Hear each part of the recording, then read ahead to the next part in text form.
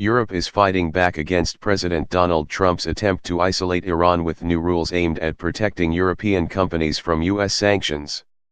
The European Commission said Friday it is planning to shield EU-based companies that continue to trade with Iran despite Trump's decision to quit an international nuclear agreement and reintroduce sanctions.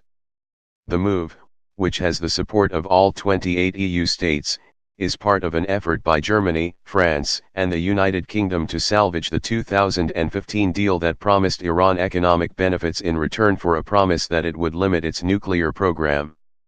If the EU can't guarantee continued trade and investment, Iran has little incentive to play ball. The EU is also encouraging its member states to explore the possibility of making one-off payments to Iran's central bank to underpin the OPEC countries' oil trade, which is vital to its economic prospects. The most significant measure announced Friday is a blocking statute.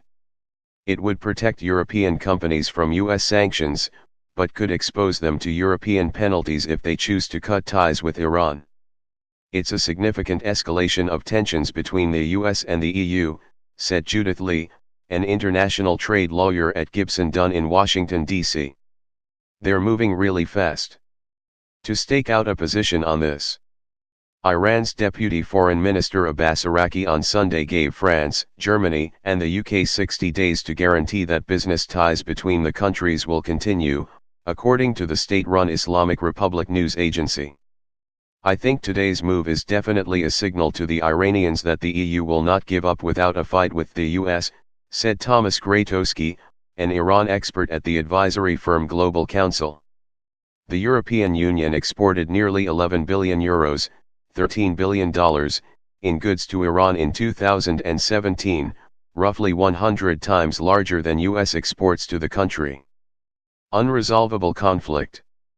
Friday's announcement puts companies in a difficult spot, creating an unresolvable conflict of law, said Lee. They would have a choice: stop doing business with Iran to comply with US law, but break EU rules. Or continue business with Iran to comply with EU rules, but face harsh US sanctions. There's no way you can get around it, Lee added. Large European companies with big US operations will likely feel compelled to break EU rules by winding down their Iranian business. Companies with more limited ties to the US may try to continue trading with Iran, she said. I don't think we're going to see uniformity in corporate reactions, said Lee. Related, Total halts $2 billion gas project in Iran. Limited practical value.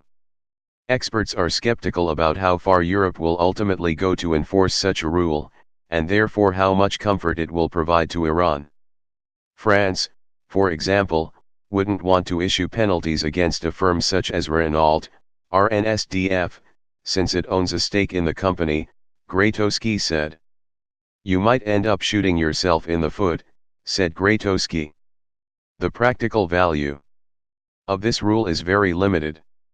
Additionally, the blocking statute states that companies that endure financial losses due to US sanctions can later recover damages from the person causing them. Gratoski believes it would be next to impossible to recover damages from the US. Big companies react cautiously. France's Total, TOT, said on Wednesday it was unable to proceed with a $2 billion project to develop Iran's giant South Pars gas field due to the reimposition of US sanctions. It did not immediately respond to a request for comment on Friday about the EU measures. Siemens, SI, whose CEO told CNN this week that the company could not accept new Iranian business, told CNN its position had not changed. We will very carefully analyze the sanction-related steps announced by the US and the EU. We have strictly complied with all relevant export control restrictions in the past and will continue to do so in the future, it said in a statement. PSA, Peugeot, which sells Peugeot cars, said it would follow the evolution of this subject, including the official and singular position expressed by the European Union on this issue.